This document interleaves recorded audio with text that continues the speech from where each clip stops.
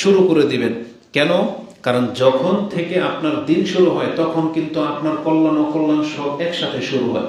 এখন যে যত তাড়াতাড়ি দোয়াগুলো পড়বেন সে তত তাড়াতাড়ি কল্যাণগুলো প্রাপ্ত হবেন, এবং ওই যে ডিফেন্স, বিপদ থেকে বাঁচার যেই নমুনা, সেটা চালু হয়ে যাবে। কিন্তু আপনি যদি ওই জিকির আজকারগুলোকে না পড়েন তাহলে আপনি বিপদের সম্মুখীন হইতে পারেন।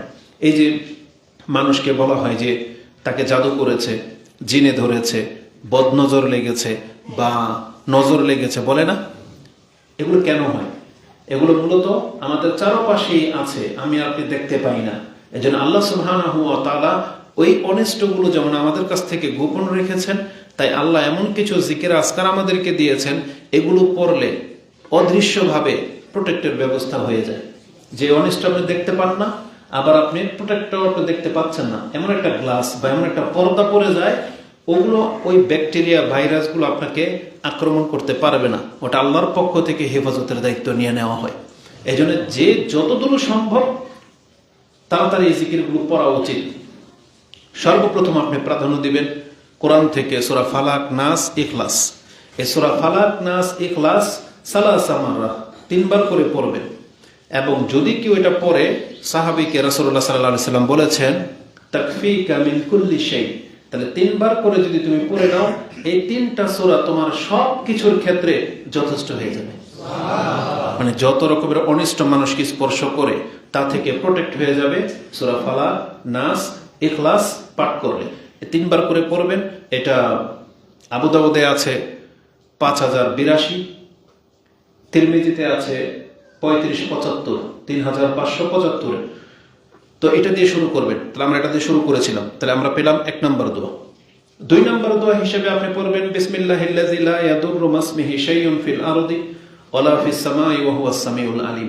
এটাও বুখারী, মুসলিমে, আবু দাউদে, তিরমিজিতে আছে। এটা পড়বেন 3 বার। এটা যদি পড়েন আর কোনো কিছু আপনাকে ক্ষতি করবে, রাসূল বলেছেন, না হইতে পারে না।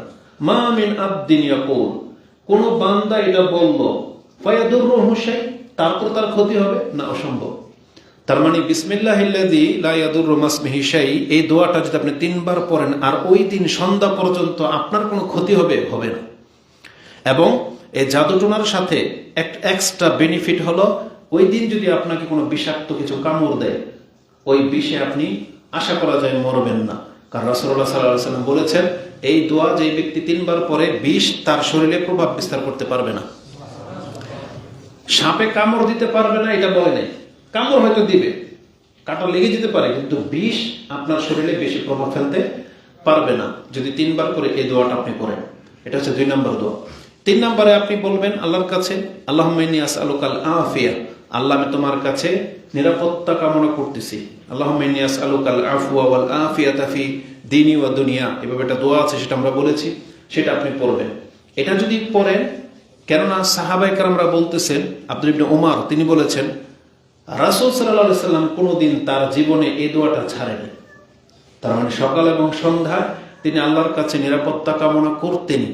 আর এই দোয়াটা আপনার আরেক জায়গায় কাজে লাগবে, বিছানায় যখন আপনি শুইবেন তখন আপনি আল্লাহর কাছে আল্লাহুম্মা ইন্নী আসআলুকাল আফওয়া ওয়াল আফিয়াতা ফি দীনি ওয়া দুনিয়ায়া ওয়া আহলি ওয়া মালি, আল্লাহুম্মা আস্তুর আওরাতি ওয়া আমিন রাওয়াতি, আল্লাহুম্মা ইহফাজনি মিন বাইনি ইয়াদাইয়া ওয়া মিন খালফি ওয়া আন ইয়ামিনি ওয়া আন শিমালি ওয়া মিন ফাওকি ওয়া আউযু বিআযামাতিকা আন উকতালা মিন তাহতি।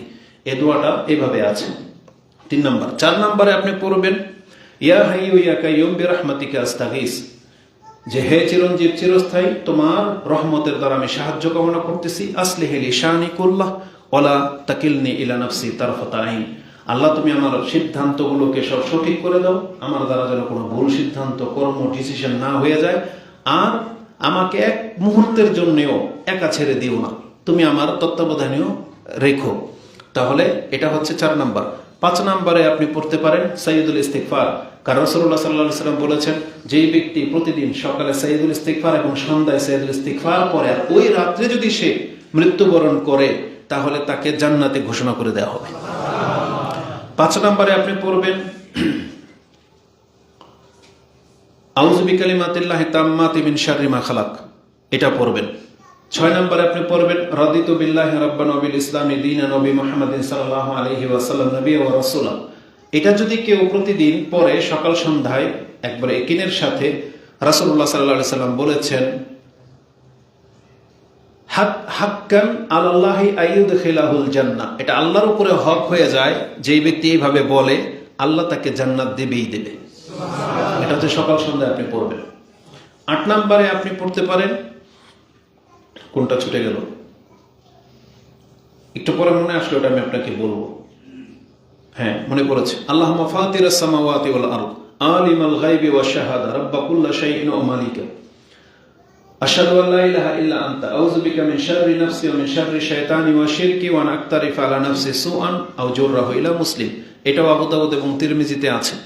তাহলে এটা 8 নম্বরে পৌঁছে গেলাম। এটাও আপনি বিছানায় পড়তে পারেন।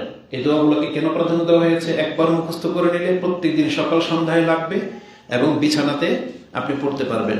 আজকে আমরা 9 নম্বর দোয়া থেকে বলবো। এই যে 8টা দোয়া আমি থ্রোলি বলে ফেলছি, মাত্র 10 মিনিট লাগেনি, কিন্তু এই 8টা দোয়া আপনাকে অর্থ সহ আরো বেশ কিছু কথা আছে এখানে বলতে আমাদের 3টা খুতবা লেগেছে, এই জন্য ওটা রিপিট করলাম না, ওগুলো দেখে নিন। আজকে থেকে শুরু করবো 9 নম্বর দোয়া, আমরা 15টা পুরো করবো, এই জন্য সময় আমাদের খুব দ্রুত চলে যাবে। 9 নম্বর দোয়া হিসেবে আমরা শুরু করব ওই বাক্যগুলো দিয়ে যেখানে সকাল এবং সন্ধ্যা শব্দটা রয়েছে। যেমন প্রথমে আপনি নিয়ে আসতে পারেন 9 নম্বরে, আল্লাহুম্মা বিকা আসবাহনা ওয়া বিকা আমসাইনা ওয়া বিকা নাহিয়া ওয়া বিকা নামুতু ওয়া ইলাইকাল মাসির। এটা পড়বেন দিনে, এটাকে আবার কনভার্ট করে দিবেন সন্ধ্যায়। এখানে ছিল আল্লাহুম্মা বিকা আসবাহনা, সন্ধ্যা হইলে বলবেন আল্লাহুম্মা বিকা আমসাইনা। শব্দ ওইটাই, দিনের বেলা হচ্ছে মাসির, রাতের বেলা হচ্ছে, সন্ধ্যাবেলা হচ্ছে নুশুর। এতটুকু পার্থক্য আছে। কেউ যদি পার্থক্য নাও করেন কোনো সমস্যা নেই, কিন্তু এই দোয়াটা আপনি পড়বেন যে আল্লাহুম্মা বিকা আসবাহানা, আল্লাহ তোমার নাম নিয়ে আমাদের সকাল হলো, অবিকা আমসাইনা, তোমার নাম নিয়ে সন্ধ্যা হচ্ছে, অবিকা নাহিয়া অবিকা নামুতু, তোমার জন্যই আমরা বেঁচে আছি, তোমার জন্যই আমরা মরবো, ওয়া ইলাইকাল মাসির, তোমার কাছে আমাদেরকে প্রত্যাবর্তন করতে হবে, ওয়া ইলাইকান নুশুর, তোমার কাছে আমাদেরকে জমা হতে হবে। তাহলে এটা সকাল সন্ধ্যায় একজন ব্যক্তি ব্যক্ত করে। এটা আপনি পেয়ে যাবেন আবু দাউদে, তিরমিজিতে হাদিসটি 3391, আবু দাউদে হাদিসটি 50-68 এবং ইবনে মাজাতে হাদিসটি 38-68 পেয়ে যাবেন, মানে 3868। রাসূলুল্লাহ সাল্লাল্লাহু আলাইহি ওয়াসাল্লাম তিনি এই দোয়াটা সাহাবায়ে কেরামদেরকে শিক্ষা দিতেন। আবু হুরায়রা তিনি বলতেছেন, কানা রাসূলুল্লাহ সাল্লাল্লাহু আলাইহি ওয়াসাল্লাম ইউআল্লিমু আসহাবাহু হাযিহি দোয়া, মানে এই দোয়াটা রাসূল তার সাহাবায়ে কেরামদেরকে শিক্ষা দিতেন। তাহলে গুরুত্ব এখানে আমরা পেয়ে যাচ্ছি, এজন্য আমাদেরকে এটা শিখতে হবে। এটা হচ্ছে সকাল সন্ধ্যার 9 নম্বর দোয়া। 10 নম্বর দোয়াতে আসেন, আমরা অর্থের দিকে গেলাম না। 10 নম্বর দোয়া হিসেবে আপনি এখানেও সকাল সন্ধ্যার শব্দটা আছে, আসবাহানা আলা ফিতরাতিল ইসলাম ওয়া কালিমাতিল ইখলাস ওয়া দীনি নবিয়িনা মুহাম্মাদিন সাল্লাল্লাহু আলাইহি ওয়াসাল্লাম ওয়া মিল্লাত আবিনা ইব্রাহিম হানিফান মুসলিমান ওয়া মা কানা মিনাল মুশরিকিন। এগুলো সব হচ্ছে তাওহীদের বাক্য। মানে একজন ব্যক্তি যে কিভাবে সে শিরক করবে যখন তার কাছে এই দোয়াগুলো অর্থ সহ জানা থাকবে, সে তার দ্বারা কোনোদিন শিরক হইতে পারে না। আর সে তাওহীদের উপরেই থাকতেছে সারাদিন, তাওহীদের ঘোষণাগুলো দিচ্ছে, এগুলো সব লা ইলাহা ইল্লাল্লাহর অর্থ বহন করে। মানে লা ইলাহা ইল্লাল্লাহ বলা যেমন, এই বাক্যগুলো বলা একই কথা, সবই আল্লাহর দিকে আপনি প্রত্যাবর্তন করতেছেন। কি আছে? আসবাহানা আলা ফিতরাতিল ইসলাম, আমাদের সকাল হলো ইসলামের ফিতরতের উপরে, মানে ইসলাম যা আমাদের ফিতরত তা।